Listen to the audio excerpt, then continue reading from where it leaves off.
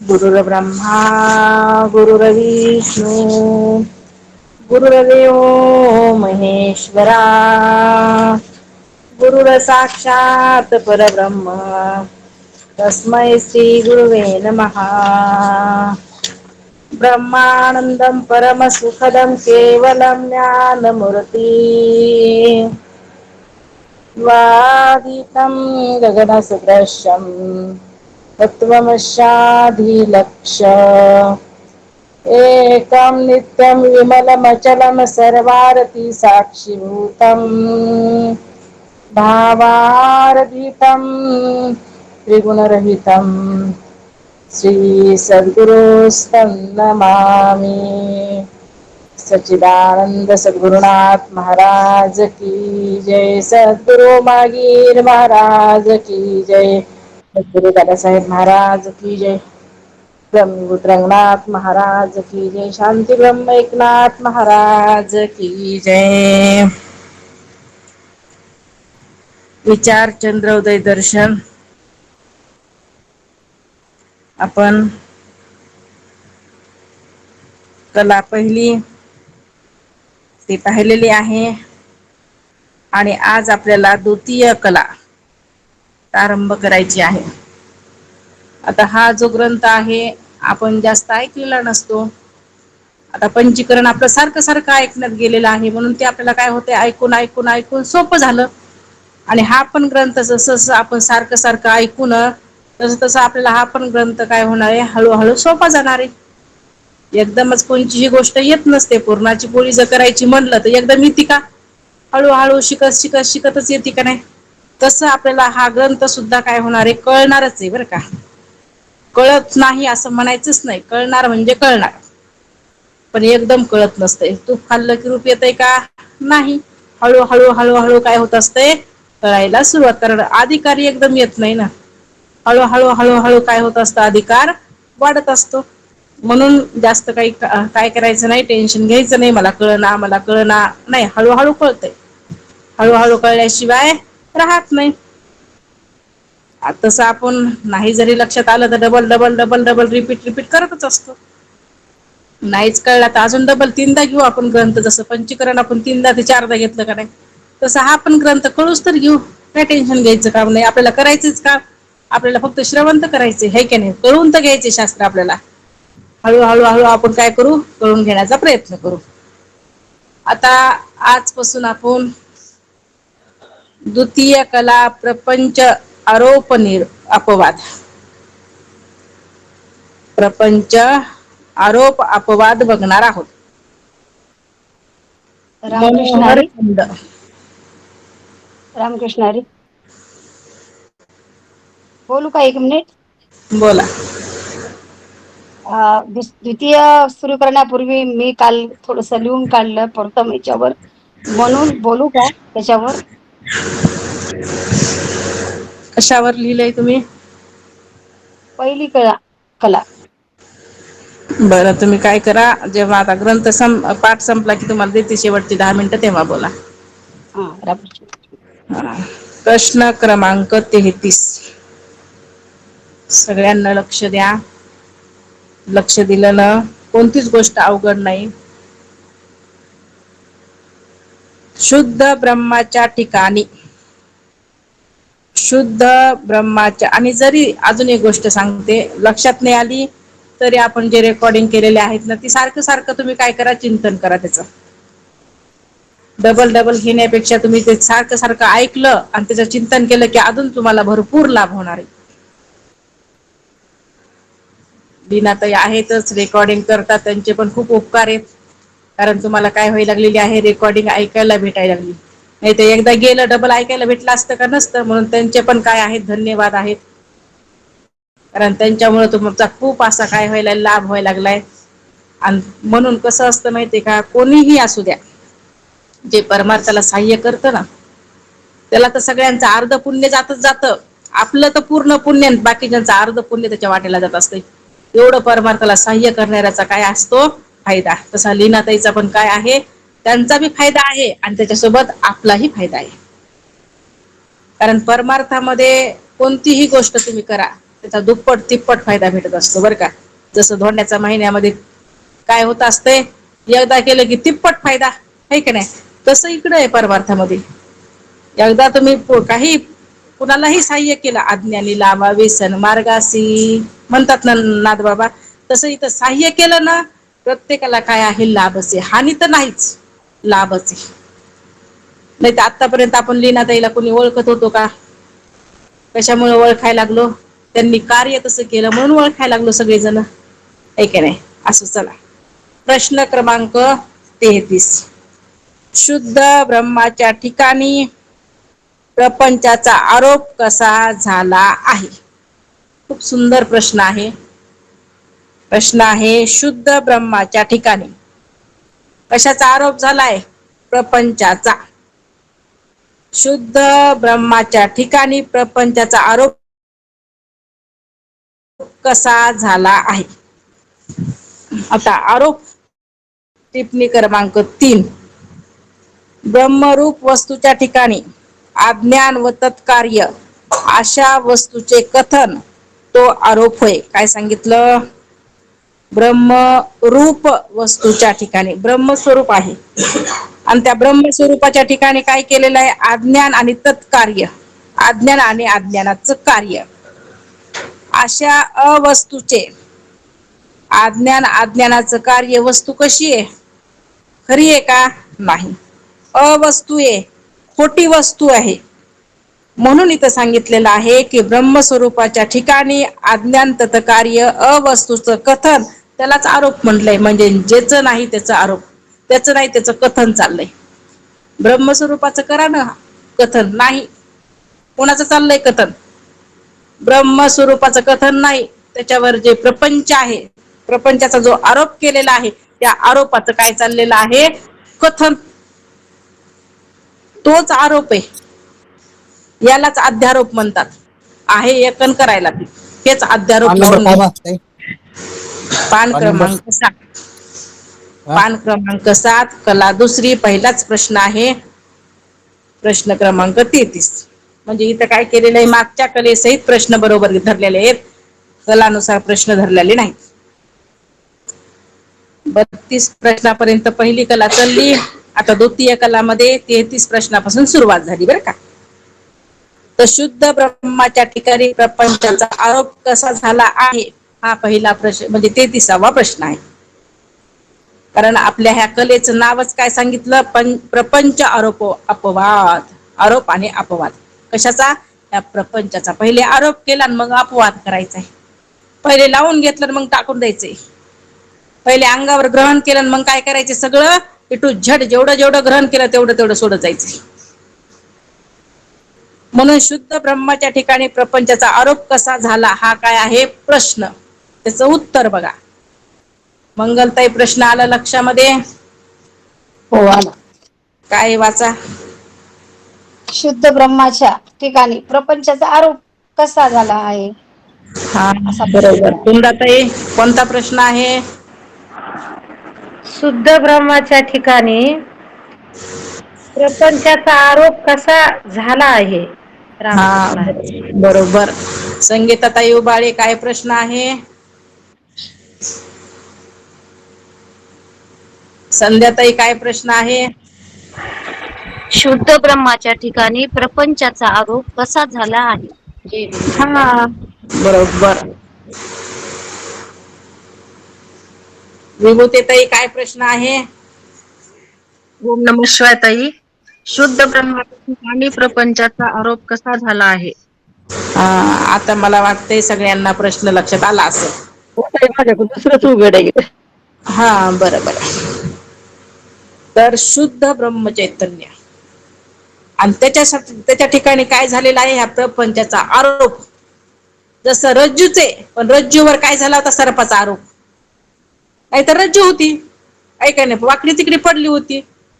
वाकडी तिकडी पडलेली असलेली काय रज्जू, पण त्या रज्जूच्या ठिकाणी कशाचा आरोप केला? सर्पाचा आरोप केलेला आहे. किंवा मग सुक्ती आहे आणि सुक्तीच्या ठिकाणी काय आहे? रजताचा आरोप केलेला आहे. मग अशा रीतीनं शुद्ध ब्रह्मचे पण ब्रह्म दिसनाय. म्हणून आम्ही प्रपंचाचा काय केलाय, आरोप केलाय. कसा आरोप झालाय त्याचा खुलासा करणार आहे तिथं. आहे का नाही, किती छान प्रश्न आहे. कधी ऐकला का असा प्रश्न, ते ऐकायला भेटायलाय का नाही. म्हणून तर विचाराचा चंद्रोदय. तर उत्तर आहे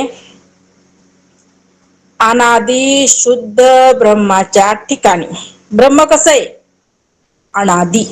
अनादी म्हणजे त्याची उत्पत्तीच नाही. ब्रह्म कसं आहे, अनादी आहे. आणि अशा ब्रह्माची काय नाही, उत्पत्तीच नाही. म्हणून त्याला अनादी म्हटलंय. आणि अनंत, अनंत कालापर्यंत राहणार, अनादी अनंत असणार ब्रह्म चैतन्य सांगितले. अनादी कालापर्यंत, अनादी आहेच पण अनंत कालापर्यंत राहणार. असं कोण आहे, फक्त एकच वस्तू, ती म्हणजे ब्रह्म चैतन्य, शुद्ध ब्रह्म चैतन्य. हे अनादी आहे. तस विचार केला तर अनादी वस्तू 6 सांगितल्यात. अनादी वस्तू किती सांगितलेल्या आहेत, 6. आता त्या कोणत्या कोणत्या आहेत, टिप्पणी क्रमांक 4 बघा खाली, त्याच्यात दिलेले आहेत. उत्पत्ती रहित 6 वस्तू स्वरूपाने अनादी आहेत. म्हणजे ज्याची उत्पत्तीच नाही. आहे का उत्पत्ती, नाही. उत्पत्ती रहित सांगितले. उत्पत्ती सहित म्हणलं असतं तर काय झालं असतं मंगलताई, उत्पत्ती सहित म्हणलं असतं तर काय झालं असतं. उत्पत्ती सहित म्हणलं तर ते हे झालं असतं ना. उत्पत्ती सहित म्हणलं तर हे काय म्हणतात, सहित म्हणलं तर अपरोक्ष ज्ञान झालं असतं ना. आणि रहित म्हणलं तर परोक्ष, हे दृढ अपरोक्ष ज्ञान झालं असतं. रेखाताई, उत्पत्ती सहित म्हणल्यावर काय, ते उत्पत्ती सहित म्हणल्यामुळे अनादी झालं, रहित म्हणलं तर अनादी झालं नसतं.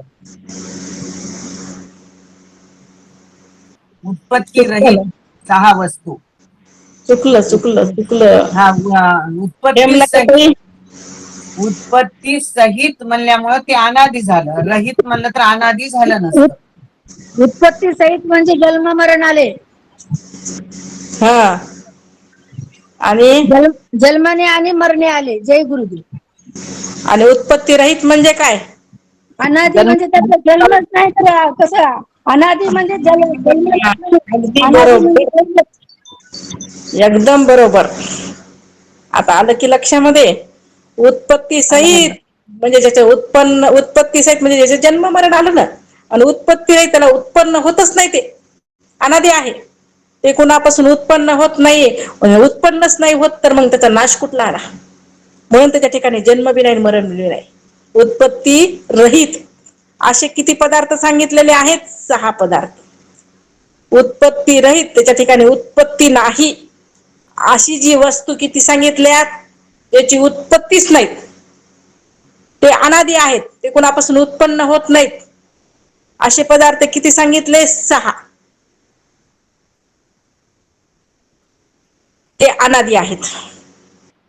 उत्पत्ती सहित, उत्पत्ती रहित, सहित नको, रहित घ्या. 6 वस्तू स्वरूपाने अनादी आहेत. कोणत्या कोणत्या ऐका. एक आहे शुद्ध ब्रह्म, नंबर 2 प्रकृती. शुद्ध ब्रह्म पहिले एक, नंबर 2 प्रकृती, आणि ब्रह्माचा संबंध म्हणजे माया आणि प्रकृतीचा संबंध आला बरं का. इथं प्रकृती घेतली, कुणी माया घेते, कुणी प्रकृती घेते. ब्रह्म आणि प्रकृती आणि यांचा संबंध, ईश्वर, जीव आणि यांचा भेद. नंबर 1 शुद्ध ब्रह्म घ्या, नंबर 2 प्रकृती घ्या, नंबर 3 शुद्ध ब्रह्म प्रकृतीचा संबंध घ्या, नंबर 4 ईश्वर घ्या, नंबर 5 जीव घ्या, आणि नंबर 6 ईश्वर आणि जीवामधला भेद. डबल सांगते, लक्षात घ्या. 6 पदार्थ तुम्हाला सांगायचे, म्हणून काळजीपूर्वक ऐका. दम्माने सांगते, हळू सांगते, लक्ष द्या. तुम्हाला सांगायचे बरं का. नंबर 1 शुद्ध ब्रह्म, इथलं आहे तेच सांगते. नंबर 2 प्रकृती, नंबर 3 ब्रह्म आणि प्रकृती यांचा संबंध, नंबर 4 ईश्वर, नंबर 5 जीव आणि नंबर 6 जीव, ईश्वर आणि जीव यांचा भेद. हे काय आहेत? षड पदार्थ म्हणजे 6 पदार्थ.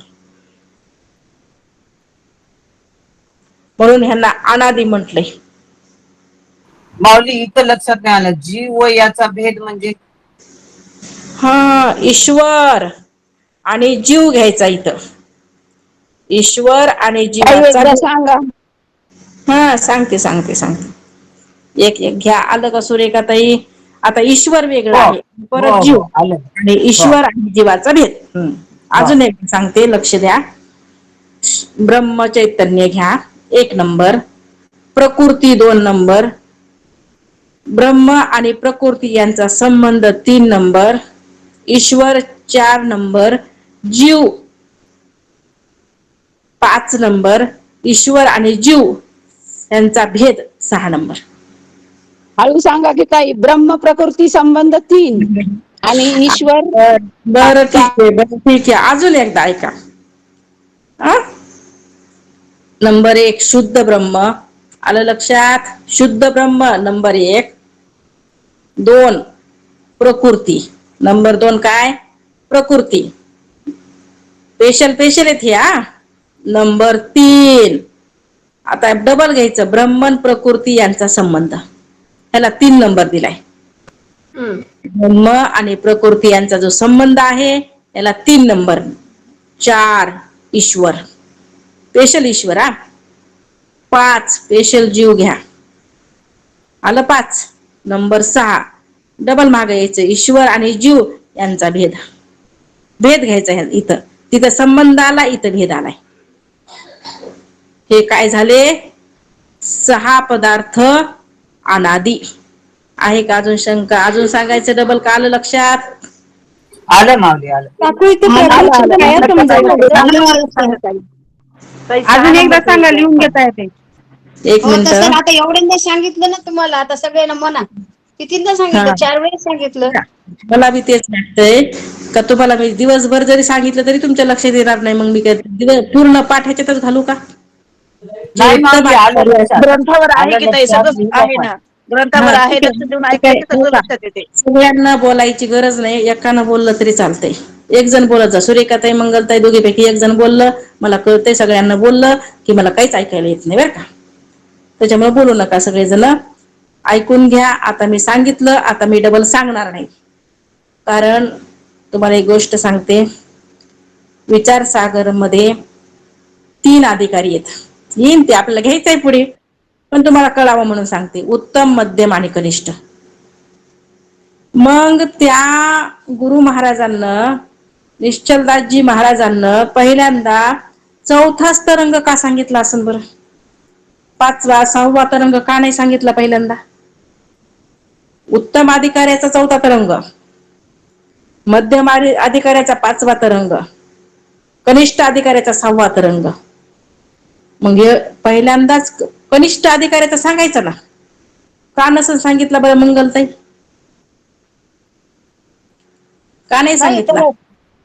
त्याला काय सांगितलं? त्यांना उत्तम अधिकाऱ्याचं ऐकून घेते, पण मध्यम अधिकाऱ्याचं ऐकून घेते, नंतर कनिष्ठ. त्यांना कनिष्ठ अधिकारी असं शंकावर शंका जास्त विचारते, त्याला शंका जास्त येतात कनिष्ठ अधिकाऱ्याला. सांगितलं असं नसं, त्याला समजावं म्हणून. बरं ठीक आहे. सुरेखाताई बोला. उत्तम अधिकाऱ्याला एकदम तो मुक्तच ना, उत्तम अधिकारी असतो तो. तर आधी काय केलं त्यांनी? उत्तम अधिकाऱ्याचं सांगितलं. मग उत्तम अधिकाऱ्याचं बाकी हे दोघं ऐकत राहतात ना. मग दुसऱ्यांदा तिसऱ्यांदा मग सांगत राहिलं. मग त्या दोघांच्या परत लक्षात ऐकून लक्षात आलं. आधी उत्तम अधिकाऱ्यांचं सांगितलं त्यांनी. बरं ठीक आहे. हेमलता ताई, का सांगितलं असं? पहिल्यांदा सांगितल्याबरोबर त्याला कसं एकदम ज्ञान होऊन तो मोक्षाला जातो, आणि त्याचा वेळ जात नाही, टाइम जात नाही त्याच्यामध्ये, तो ताबडतोब मुक्त होतो. म्हणून ते उत्तम अधिकाऱ्याचं पहिलं लक्षण सांगितलं. म्हणजे जिथं जसे अधिकारी असेल तसे ते मोक्षाला जातात असं. अगदी बरोबर, एकदम सुंदर उत्तर आलं. हेच पाहिजे होतं. काय सांगितलं? का सांगितलं उत्तम अधिकाऱ्याला? कारण त्याचा वेळ वाया जाऊ नये ना. अगोदर जर कनिष्ठ अधिकाऱ्याला सांगितलं असतं तर ह्याचा किती वेळ वाया गेला असता. म्हणून सुरुवात उत्तम अधिकाऱ्यापासून केली, कारण ह्याचा पण वेळ वाया जात नाही आणि त्यांना पण अधिकार येतो. ह्याचा पण वेळ वाया जात नाही. ह्याला चौथ्या तरंगामध्ये ह्याला मोक्ष भेटायला लागलाय आणि बाकीचे आहे त्याचा वेळ वाया जात नाही. त्यांना बी काय होतं, पुढचे जे आहे ते ग्रहण करण्याचा अधिकार येत असतो. म्हणून उत्तम अधिकाऱ्याला तसंच इथं पण सांगितलं. ऐक नाही, आता हे सांगायचंय, एकदा सांगितलं, दोनदा सांगितलं, तीनदा सांगितलं का 10दा सांगायचं. आता काय करायचं, ऐकून घ्यायचा क्षमता ठेवायची. हळूहळू अधिकार येणार आहे. ऐक नाही, हळूहळू अधिकार येणार आहे. 3दा सांगितलं, चौथ्यांदा तुमचे तुम्ही समजून घ्या. ऐक नाही, आपलं आपलं काय करायचं असतं, चलायचं. कितीदा बी हात धरून चलायला शिकवायचं नसतंय. एकदा दोनदा बुदुक बुदुक पडायच लागले, 3दा बुदुक आता पड, काय घेणं देणं नाही. ऐक नाही, आता उठ अगर बस, चल आपले आपले जसं सांगितलं तसं चल. आता त्याच्यासाठी लक्ष द्या. लक्ष दिलं, एकदा एकदा सांगितलं की लक्षात येत असते. लक्ष दिल्यावर काम करत करत, इकडं तिकडं बघत बघत, टीव्ही बघत बघत, इकडं ह्यांना त्यांना गप्पा मारत मारत, काम करायला लागलं, भांडे घासत घासत, जेवण करत. वृत्ती एकाच ठिकाणी एक कार्य करत असते. वृत्ती नाही का एकच ग्रहण करत असते एका वेळेस. त्याला वाटते नाही मी सगळंच करू, सगळं होत नसतं, म्हणून लक्षात येत नाही, दुसरं काहीच कारण नाही. मग आता जर जे म्हणत असन डबल डबल डबल डबल सांगा सांगा ना, नक्कीच ते दुसरीकडे भटकायला लागले. म्हणून ते म्हणाले सांगा सांगा. ह्याला का कळ नाही, ह्याचं नक्कीच चित्त दुसरीकडे होतं. सिद्ध व्हायले का मी माझ्या मनानं बोलायले का, सिद्ध व्हायले. हे सांगायची सुद्धा गरज पडत नसते बरं का, कारण शास्त्र सांगायला लागले. शास्त्राचंच हे शास्त्रत्व आहे. असो तर बघा, अनादी पदार्थ किती झाले, 6 पदार्थ काय आहेत, अनादी आहेत. आले का कुंदाताई 6 पदार्थ लक्षामध्ये? होत आहे. सांगा बरं. म्हणजे उत्पत्ती रहित 6 वस्तू स्वरूपाने अनादी आहेत. हे शुद्ध ब्रह्म 1, प्रकृती 2 आणि ब्रह्म आणि प्रकृतीचा संबंध 3, ईश्वर 4, जीव 5 आणि जीव ईश्वराचा भेद हे षट आहेत. आणि प्रवाहरूप प्रपंचही अनादी आहे. आता पुढे नाही वाचायचं, एवढंच बस झालं. भेदापर्यंतच आपल्याला माहिती करून घ्यायचंय. छान सांगितलं बघा. हे पहिल्यांदाच ऐकायला, विचारचंद्र उदय ह्यांचा पहिल्यांदाच सुरू आहे, माहित बी नाही. नुसतं गायन करत काय झालं होतं, इकडे तिकडे होत होत्या कुंदाताई. हे गायन ते सप्ताह हे असं, पण बघा एकदा लागल्या किती करून घ्यायची आवड. अगदी म्हणले मला करमतच नाही, इतकं तल्लीन वृत्ती होऊन ऐकावं लागत असते बरं का. असं चला, उषाताई बोला. 6 पदार्थ अनादी कोणते? रामकृष्ण हरिताई सांगते.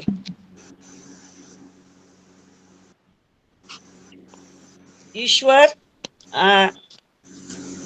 एक मिनिट काही सांगायले, ब्रह्म आणि प्रकृती, आणि दुसरं ईश्वर, आणि तिसरं ब्रह्म आणि ईश्वर आणि जीव यांचा संबंध, ब्रह्म आणि प्रकृती यांचा संबंध, आणि चौथं ईश्वर, 5वं जीव, आणि 6वं ईश्वर आणि जीव यांचा भेद. रामकृष्ण हरी. काय गुळ घातलंय की काय नाही की. आधी प्रकृती घेतली ताई, सॉरी, आधी प्रकृती, आधी ब्रह्म नंतर प्रकृती, ब्रह्म आणि प्रकृतीचा संबंध, पुन्हा ईश्वर, पुन्हा जीव, पुन्हा ईश्वर आणि जीवाचा संबंध.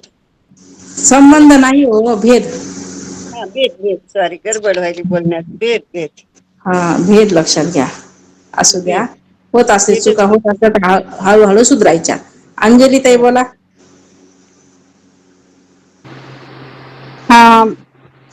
रामकृष्ण हरिताई. शुद्ध हे बा, ब्रह्म उत्पत्ती रहित ब्रह्म 6 वस्तू स्वरूपाच्या अनादी आहे. तर पहिलं शुद्ध ब्रह्म, दुसरं प्रकृती, तिसरं ब्रह्म आणि प्रकृती, चौथं ईश्वर, 5वा जीव, आणि 6वा ईश्वर आणि जीव यांचा भेद. जय गुरुदेव ताई. एक राहिलं, एक राहिलं. एक राहिलं. हा, एक राहिलं. ब्रह्म आणि ईश्वर यांचा भेद. ब्रह्म आणि ईश्वराचा भेद नाहीच. हा, नाही नाही, ईश्वर आणि जीवाचा भेद. हा, हे आलं. हा, ब्रह्म आणि प्रकृतीचा संबंध राहिला होता. ब्रह्म आणि प्रकृतीचा संबंध. हा, हे राहिलं होतं. बरोबर. बरं, चला चला, होतंय, दुसऱ्या वेळेस बराबर येते. हो. बोला मी खरात सांगतो महाराज. ताई, मी सांगतो, माझ्याकडे हात नाही बघा, कसं माझ्या ह्याच्यावर जय गुरुदेव ताई. ते हात करून घ्यायचा हो, असं नाही मध्ये डिस्टर्ब करायचं. तुमच्यामुळे मग बाकीचे सगळ्यांनाच वाटते आपण बी काय करतात, मग सगळेजण डिस्टर्ब करतात बघा. हात शिकून घ्या. किती आहे हा, ताई? प्रश्न बोला. किती आहे ताई? प्रश्न किती आहे? माझं लिहित उघडून गेलं, आता उघडलं वर. बोला खरात महाराज. जय गुरुदेव ताई. हम्म. उत्पत्ती सहित 6 वस्तू अनादी आहेत. एक पहिलं शुद्ध ब्रह्म. सहित नाही हो, रहित. हा, उत्पत्ती रहित 6 अनादी वस्तू आहेत. शुद्ध ब्रह्म 1, अप्रकृती 2, माया आणि प्रकृतीचा संबंध 3, ईश्वर 4 आणि जीव आणि ईश्वराचा अनादी भेद, याच 6 वस्तू. बरोबर आलं का ताई? जय गुरुदेव. आलंय, पण थोडीशी गडबड झाली, नाही तर आलंय. बरं आलं ताई, का? करते सुधारणा. जय गुरुदेव ताई. ठीक आहे, ठीक आहे. मीराताई.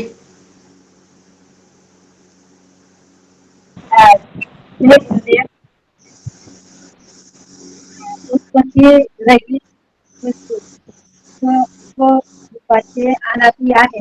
जरा मोबाईल जवळ घ्यायचा, म्हणजे ऐकायला येते. जवळच आहे. हे शुद्ध ब्रह्म 1, प्रकृती 2, प्रकृती आणि ईश्वर 3, आणि प्रकृती आणि याचा संबंध ईश्वर आणि जीव हे 5, नुसता जीव घोटाळा, आणि नुसता गोंधळ आहे, नुसता घोटाळा आहे. काही नाही, म्यूट करा आणि ऐका आता. आता म्यूट करा आणि ऐकत राहा, कळतंय. कल्पना ताई बोला. ताई, हा, सांगते ताई. उत्पत्ती रहित हे 6 वस्तू अनादी आहेत. तर शुद्ध ब्रह्म 1, प्रकृती 2, शुद्ध ब्रह्म आणि प्रकृतीचा संबंध हे 3, ईश्वर हे 4, जीव हे 5, जीव ईश्वराचा भेद हे 6 आहेत. अगदी बरोबर.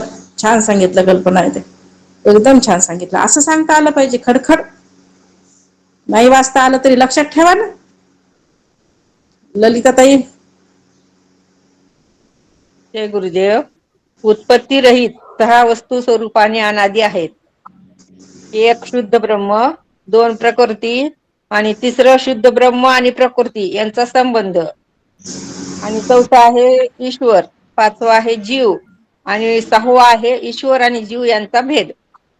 वा वा, छान छान छान सांगितलं, अगदी बरोबर. विभूतीताई. ओम नमः शिवाय ताई. उत्पत्ती रहित 6 वस्तू स्वरूपाने अनादी आहेत. नंबर 1 शुद्ध ब्रह्म, नंबर 2 प्रकृती, नंबर 3 ब्रह्म आणि प्रकृतीचा संबंध, नंबर 4 ईश्वर, नंबर 5 जीव, नंबर 6 ईश्वर आणि जीव यांचा भेद. ओम नमः शिवाय ताई. छान छान, एकदम छान. हा, असा यायला पाहिजे सांगायला. मस्त सांगायला बघा आता. स्वातीताई. जय गुरुदेव. उत्पत्ती रहित 6 वस्तू स्वरूपाने अनादी आहेत. 1 शुद्ध ब्रह्म, 2 प्रकृती, 3 शुद्ध ब्रह्म व प्रकृती यांचा संबंध, 4 ईश्वर, 5 जीव आणि 6 ईश्वर व जीव यांचा भेद. जय गुरुदेव. छान छान, खूप सुंदर, बरोबर.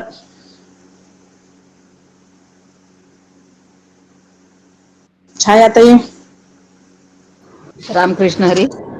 जय गुरु. रामकृष्ण हरी. जय गुरुदेव. हा, बोला बोला. उत्पत्ती रहित अनादी असे 6 पदार्थ आहेत.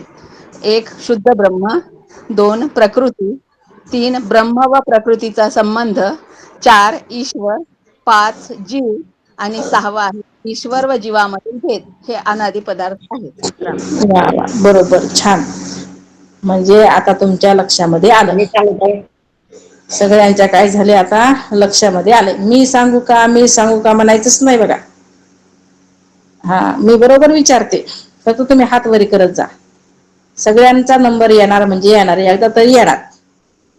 चला, आता आपण काय बघितले? अनादी पदार्थ बघितले. इथं सांगितलं अनादी शुद्ध ब्रह्माच्या ठिकाणी अनादी कल्पित प्रकृती आहे. आता अनादी शुद्ध ब्रह्माच्या ठिकाणी अनादी पदार्थ किती आपण ते बघितले. आता कल्पित बघायचे. टिप्पणी क्रमांक 5, कल्पित म्हणजे काय? बघा, एका एका शब्दाची फोड व्हायली इथं बरं का. कल्पित कशाला म्हणायचं, अनादी कशाला म्हणायचं, आहे की नाही. एका एका वस्तूची काय आहे, आदी म्हणजे काय, तेज म्हणजे काय, सगळं इथं सांगितलंय. आता बघा, कल्पित जे नसते परंतु स्वप्नादी पदार्थाप्रमाणे, नीट ऐका बरं का, कल्पित कशाला म्हणायचं. आपल्याला लय शब्द येते, कल्पित, अनादी, आहे का नाही.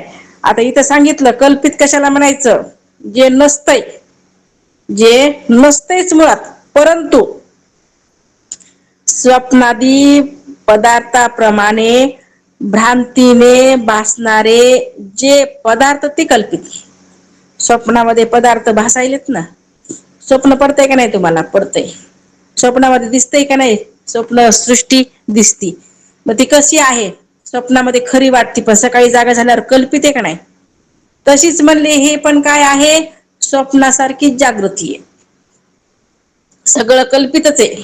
नाहीत, जे नाही ते दिसायला लागले, नाही ते दिसायला लागले, आणि त्यालाच म्हणायला लागले इथं महाराज कल्पित आहेत. ते जे नसतं परंतु दिसतं. रज्जूवरचा सर्प नाहीच पण दिसायलाय, त्याला म्हटलेलं आहे कल्पित. स्थानूवरचा पुरुष नाहीच पण दिसायलाय, त्याला म्हटलेलं आहे कल्पित. तसंच रज्जू सर्पाकार भासयेले जगडंबर, कोण म्हंटलंय? तुकोबाराय. तसं म्हणले, रज्जूवर जसा सर्प भासला ना, तसं ब्रह्मावर जगत कसं आहे मग? त्या सर्पासारखं, त्या स्थानूवरच्या पुरुषासारखं, सुप्तीवरच्या रजतासारखं, स्वप्नातल्या पदार्थासारखं. हे काय आहे मग? कल्पित आहे. म्हणून जे नसतंय त्याला कल्पित म्हणतात बरं का. जे आहे त्याला कल्पित म्हणत नाहीत. जे नाही त्याला कल्पित, आणि ते भासायला लागले परत. म्हणून जे नसतं परंतु स्वप्नादी पदार्थाप्रमाणे भ्रांतीनं भासणारे ते कल्पित. कशामुळे भासायलेत? भ्रांतीनं. भ्रम झालाय, भ्रांती झाली जीवाला, आणि त्या भ्रांतीच्या योगानं नाही ते भासायला लागले. आणि ते भासणार कसं आहे? कल्पित आहे. आपण म्हणतो बाई मला भास झाला, ओ भास झाला, भिलं पण हे, पण मग कळते अरे मला लय मोठा भास झाला होता, पण तिथं काहीच नव्हतं. म्हणतो का नाही व्यवहारात आपण? तसं हे भास आहे, सगळ्या सृष्टीचाच भास आहे. सगळे कल्पित म्हणून तर कल्पिक हे सृष्टी, माईक हे सृष्टी कल्पिक झाली, कल्पित झाली. नाही आन उरला भास काही. सगळी माईक पदार्थ आहेत, खोटे पदार्थ आहेत, आणि कल्पित आहेत. पूर्ण हे मायाचा काही विस्तार आहे. अनादी आहे, पण पुन्हा शेवटी काही उरत बी नाही. नाही आन उरला भास काही. पण केव्हा उरत नाही? जेव्हा चैतन्याचं ज्ञान होते तेव्हा उरत नाही. जोपर्यंत चैतन्याचं ज्ञान नाही होत, जोपर्यंत स्वरूपाची ओळख होत नाही, तोपर्यंत स्पष्ट दिसते. आणि एकदा का त्याचं ज्ञान झालं, एकदा का रज्जूचं ज्ञान झालं, सर्प दिसतच नाही. का दिसतंय? नाही दिसत. एकदा त्या स्थानूचं ज्ञान झालं, पुरुष भासतच नाही. मग सुक्तीचं ज्ञान झालं, रजत दिसतच नाही. तसं एकदा ब्रह्मचैतन्याचं ज्ञान झालं, दृढता ज्ञानाला आली की प्रपंचच मावळला. म्हणून तर संसारची नाही येते या कारणे. नाहीच जन्मने मरणे, कुठेही जन्म नाही, मरण नाही, संसार नाही, सगळं मावळलं. पण केव्हा? जेव्हा अशी अवस्था प्राप्त झाली तेव्हा, म्हणजे स्वरूपाचं ज्ञान झालं तेव्हा. म्हणून महाराज इथं सांगत आहेत, जे नसतंय परंतु स्वप्नादी पदार्थाप्रमाणे भ्रांतीने भासणारे ते कल्पित पदार्थ आहेत. स्वप्नातल्या पदार्थासारखे. तुम्हाला स्वप्न पडतंय, स्वप्नामध्ये आम्हाला काय झालं म्हणले, सोन्याचा हंडा सापडला, जाग झाल्यावर कुठे गेला? अरे स्वप्नात होता, ते नव्हता, उग भासला. तसंच पदार्थ आहेत मग हे. जोपर्यंत देह आहे तोपर्यंत भासारीत पदार्थ. एकदा का म्हणले ह्या देहामधला जीव निघून गेला, देहा सगळं मावळणार आहे, सगळं स्वप्नवत होणार आहे. मृगजळवत जाईल लया, सगळं मृगजळासारखं काय होणार आहे, जाणार आहे म्हणले. बरं जाऊ द्या, कशाला पुढचा विचार, आत्ताच बघा ना. आतापर्यंत मागचे जे काही वर्ष होऊन गेले भूतकाळामधले, काय झालं? गेलं ना मृगजळासारखं, झालं का नाही? नुसतं आठवणी आहे, स्मृती आहे, पण सगळं मावळलं का राहिलंय? सगळं काय झाले? बालपण होतं का नाही तुम्हाला? होतं. बालपण होतं, किशोरपण होतं, कुठं गेलं? झालं, स्वप्नवत झालं. तसंच आता पुढचा बी प्रवास तसाच होणार आहे. म्हणून आहे त्या घडीमध्ये सावध राहा. आलोत कशासाठी ह्याचा विचार करा. काय करायचे ह्याचा विचार करा. कारण सगळं जाणार आहे, कुणीच राहायला आलं नाही. अवतार घेतले पुन्हा भगवंतानं, अवतार कार्य केलं, जे अवतारामध्ये जे कार्य करायचं ते कार्य केलं, स्वतःचा देह काय केला? संपविला. नाही तर त्यामध्ये सत्ता होती, देहासकट गेले असते ते, पण गेले का नाही गेले? का? कारण मृत्यू लोक आहे ना हे. जसा जसा जसा लोक आहे तसं वर्तवणूक. तसं आपण सुद्धा वर्तमान काळामध्ये नेहमी राहण्याचा प्रयत्न करायचा असतो. चिंताग्रस्त कधीच साधकानं व्हायचं नाही, कधीच भूतकाळामध्ये जायचं नाही, भविष्य काळामध्ये जायचं नाही, फक्त वर्तमान काळामध्ये राहायचं. का राहायचं? कारण आहे ती घडी सत्य असं धरायचं मनामध्ये आणि चालायचं, मागचा पुढचा नाही. कारण सगळं कसं आहे, मावळणार. बरं आता हे समर्थ तरी कुठं राहणार आहे? पण चला, आहे का नाही? असो, म्हणून उत्पत्तीरहित 6 वस्तू आपण बघितल्या. आता कल्पित कशाला म्हणायचं? तर जे नसतंय परंतु स्वप्नादी पदार्थाप्रमाणे भ्रांतीने भासणारे ते कल्पित आहे. त्याला काय म्हटलेलं आहे? कल्पित. जे नाही पण दिसायले त्याला कल्पित असं म्हटलेलं आहे. मग कल्पित कशाला म्हणतात? आलं का मंगलताई लक्षात? आलं. हा सांगा. एक मिनिट. जे नसते परंतु ते स्वप्नादी पदार्थाप्रमाणे भासणारे जे पदार्थ असतात ते कल्पित पदार्थ आहेत. हा बरोबर सुरेखाताई. स्वप्नाप्रमाणे भासतात, जे नसते परंतु स्वप्नादी पदार्थाप्रमाणे भ्रांतीने भासणारे ते कल्पित. स्थाणुपुरुष, रज्जू सर्प, बरोबर. सिद्धी रज, त्या प्रणिताताई.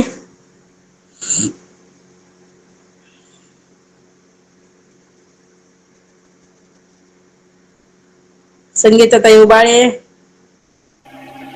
जे बोलतो, जे नसते परंतु स्वप्नादी पदार्थाप्रमाणे भ्रांतीने भासणारे ते कल्पित होय. त्याला काय म्हणायचं? कल्पित म्हणायचं. बरोबर. ताई न्यूट उघडणं गेलं. बरं मी आता सांगते. सांगा. जे नसते परंतु स्वप्नादी पदार्थाप्रमाणे भ्रांतीने भासणारे ते कल्पित आहेत. कल्पित होय. बरं. पाटील ताई बोला.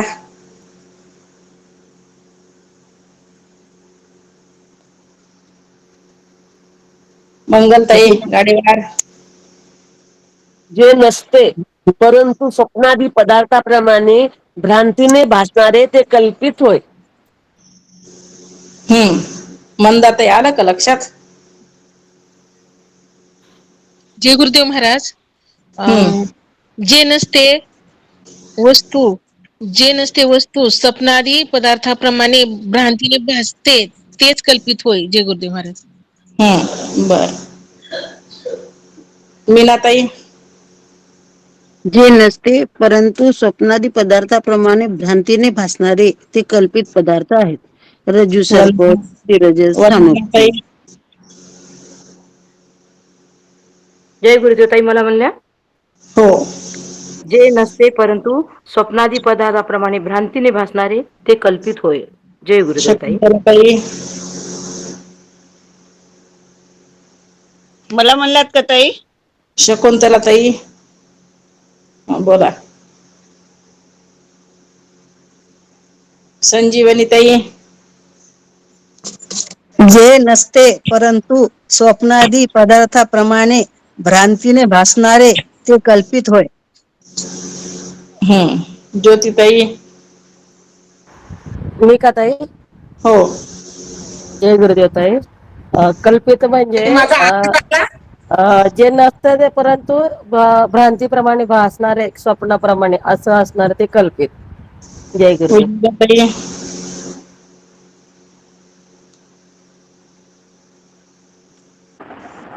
मला बोलला ताई. नाही. राधाताई, राधा पळसेवार. बघा आता ज्यांना विचारलं ते मीठच उघडत नाहीत. सगळ्यांना वाटतंय मला विचारावं. काही माझा विचारलं आवाज ताई, नाही आला? मला विचारलं ताई. हा विचारलं ना. मला बोला. हो. सुरेखा डुबेवरला. हा बोला सुरेखाताई बोला. कल्पित कशाला म्हणतात, जे नसते पण ते स्वप्नादी पदार्थाप्रमाणे भ्रांतीने भासते त्याला कल्पित म्हणतात. हा मग ह्याला काय म्हणायचं, कल्पित.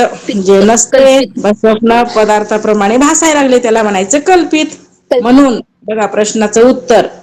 अनादी शुद्ध ब्रह्माच्या ठिकाणी अनादी कल्पित प्रकृती आहे. मग कल्पित काय आहे?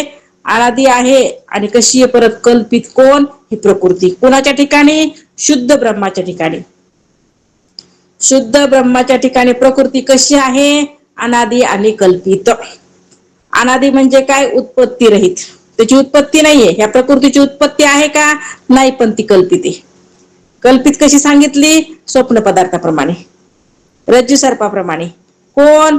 ही प्रकृती कशी आहे? कल्पित आहे. कोणाच्या ठिकाणी? शुद्ध ब्रह्माच्या ठिकाणी. कोण कल्पित आहे? ही प्रकृती आहे. मग आता शुद्ध ब्रह्माच्या ठिकाणी प्रकृती कशी कल्पित आहे मंगलताई?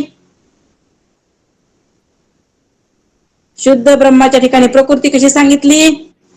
प्रकृती बरोबर ब्रह्माबरोबर अनादी कल्पित सांगितली रे. हा अनादी आणि कल्पित सांगितली. आता बुद्धीचं इथं काय करायचं, जरासं बुद्धीला जरा प्रेरणा द्यायची, बुद्धी जरा सूक्ष्म करायची, म्हणजे लक्षात येते बरं का. बरोबर आहे मंगलताईचं. अनादी कल्पित सांगितली प्रकृती. कोणाच्या ठिकाणी? शुद्ध ब्रह्माच्या ठिकाणी. शुद्ध ब्रह्माच्या ठिकाणी अनादी कल्पित कोण आहे? ही प्रकृती आहे. अनादी आहे पण कशी सांगितली? लक्षात राहू द्या, कल्पित.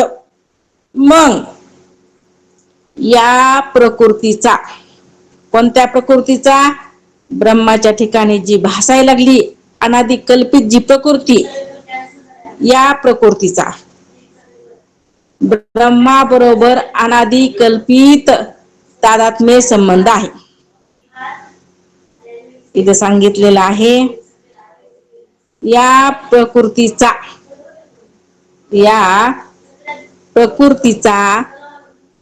ब्रह्माबरोबर अनादी कल्पित तादात्म्य संबंध आहे.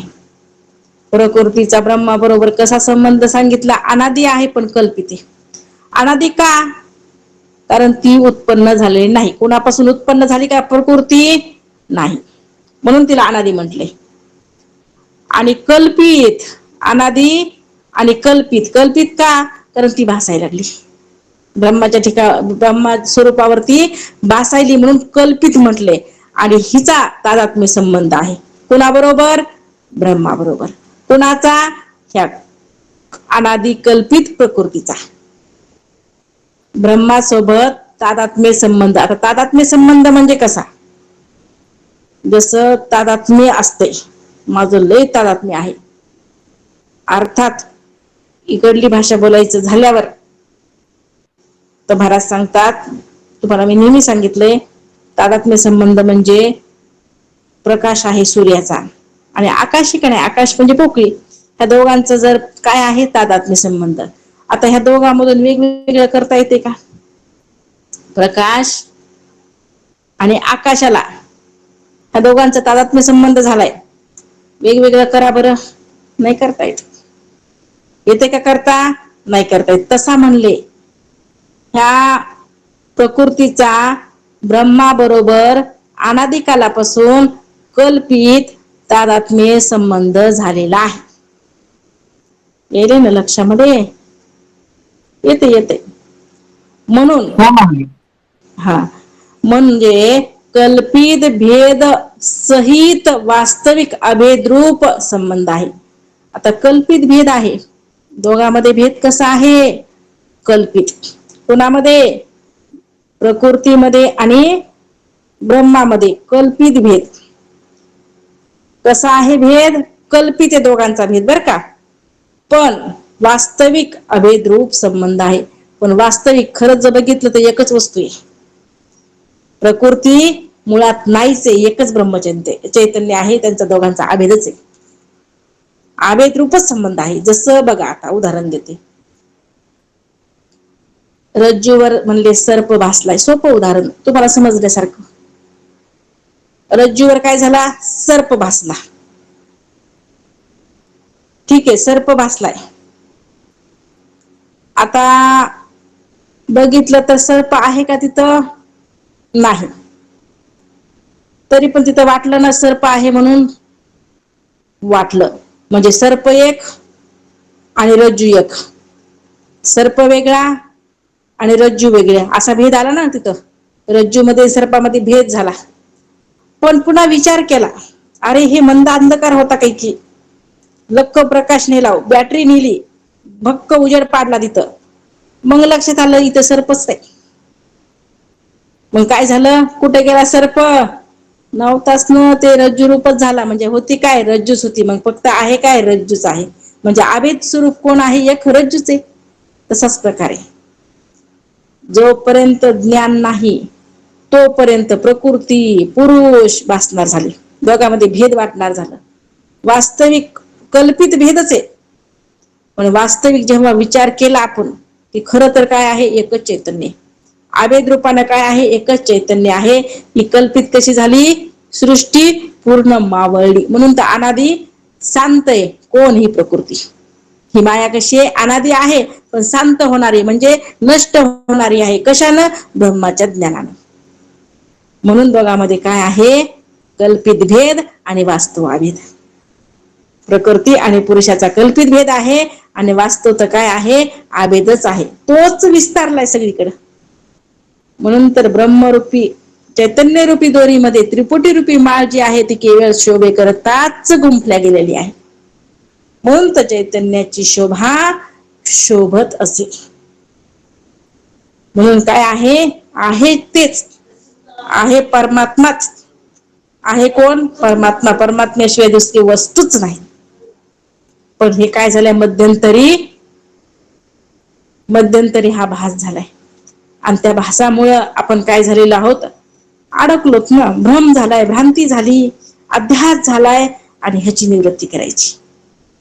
म्हणून कल्पित भेद सहित वास्तविक अभेद्रूप संबंध आहे आणि त्या प्रकृतीचे माया, अविद्या, तम प्रधान प्रकृती असे 3 विभाग असतात. कुणाचे?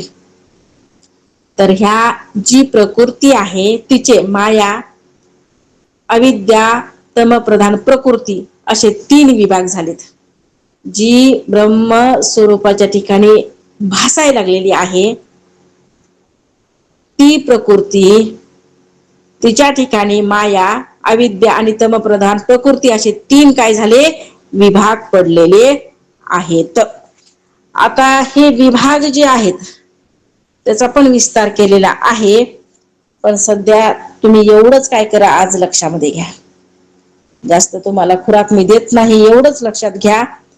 अनादी पदार्थ कल्पित कशाला म्हणायचं आणि शुद्ध ब्रह्माच्या ठिकाणी ही प्रकृती कशा रीतीला भासते एवढं लक्षात घ्या. आता माया, अविद्या, तम प्रधान ह्याचं विश्लेषण उद्याच्याला, राहिलेला विषय उद्या. अवधूत चिंतन. श्री गुरुदेव दत्त सच्चिदानंद सद्गुरुनाथ महाराज की जय. सद्गुरु मागीर महाराज, सद्गुरु बालासाहेब महाराज की जय. ब्रह्मीभूत रंगनाथ महाराज की जय. शांती ब्रह्म एकनाथ महाराज की जय. रामकृष्ण रामकृष्ण हरी. रामकृष्ण हरी. रामकृष्ण हरी.